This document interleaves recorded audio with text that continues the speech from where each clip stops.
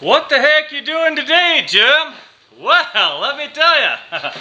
Anyway, I got a van from a fella, and his rear end is one of these ones that it's a windstar, and this here part cranks, and this is Ford's really super cool idea of fixing it. Put a little bracket around it and put some glue and some stuff, and this one here rusted so much to where, let me see if we can even see here. Oh yeah, well, I don't know if you can see, but right there it's broken even. See? Look at that. It's craziness. I'm trying to get that out of the way. There you go. Can you see that? Yeah, anyway. So, I don't know if it was already broke and they did some goofy patching thing or what, but I believe this to be a Ford thing, and if they would have maybe scrunched this a little bit better and hammered that in a bit better, it might have worked. Looks like they did that on this other side. Again, it might have worked. Anyway, this windstar is, we're underneath it right now, see? I'm sitting in my office chair, my dad's office chair. Anyway, the guy was gonna junk it, and then I started it up. It started right up. It ran smooth. It's pretty okay inside. It's, you know, one of those lived in it type of deals, you know. But anyway, these here aren't that hard.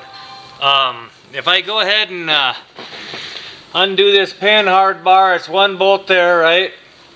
And then, of course, not of course, but anyway, there's a bolt up here that holds the whole rear end into, you know, it's just like a swing arm. One on the other side. Of course, then you got to take your shock bolt out, you know, so it can come all the way down, and do it kind of nice and slow because those springs are under a little bit of a load. So what I'll do is get a jack underneath it, and I'll get everything in place, you know, the two bolts on the other side, and we'll just leave the pan hard bar for last up there. And then I'll put the springs in when we put it back together, and then jack up on the bottom of it there, and then get the shocks in place, and the shocks will hold the springs and everything from falling out. But before I do that, I already took, well, you can tell I took the wheels off already, so anyway, so in behind it, well, I better get my little goofy, my chair back in here. I'll show you on this side, we have a light, getting stuff caught in here now. Alright, so anyway, on the inside, of course, as you can see in there, kinda, let's see, get this here light, come on Mr. Light, help me out. Anyway, right in here is your, gosh dang it, ABS sensor, which is right here, see? And this one here is a little dirty, it has a bunch of schmutz on it. Anyway, there's a little bracket right here too, so there's a little 8mm bracket that holds on right there.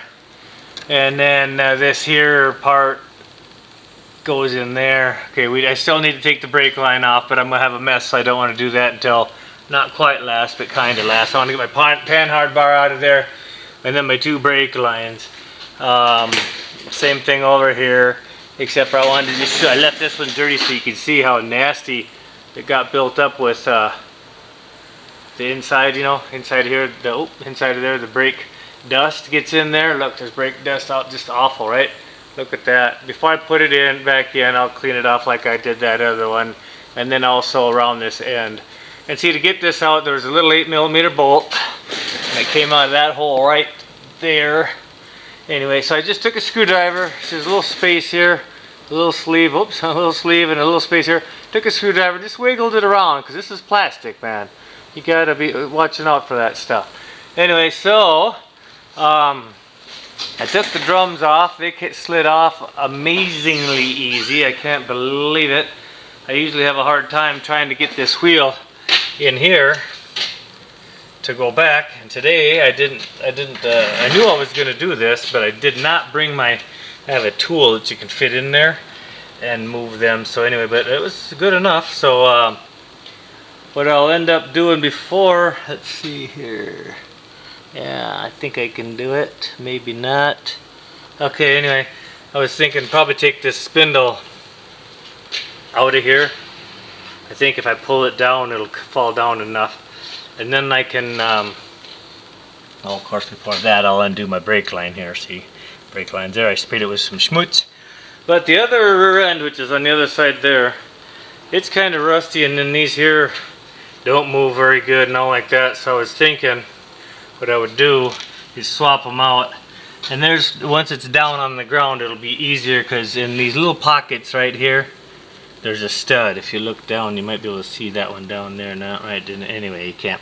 So anyway, and then this whole bearing, the bearing back part would come out.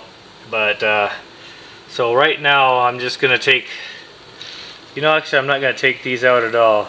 Now that I think about it, I'm gonna leave them in and just unbolt it from back here, and then I get the whole brake plate and everything in there. Alright, so just looking in here, I see a piece of metal or something right there. That's just some rust. Anyway, so, and then these here look like they're good. There's no leaks. You know, this is slave cylinder. Oops, I'll get back up here where you guys can see it. Anyway, so if I can keep all of this stuff together, it'll just be easier. So that's why I'm going to do it from the back side. I was going to take this one here off and pull it out of the way, but now that I talked it out loud, I don't have to. So anyway, so here I go. I'm going to go to the pan hard bar right there, because the other one is attached at the other end. So this one here is the one that needs to come down.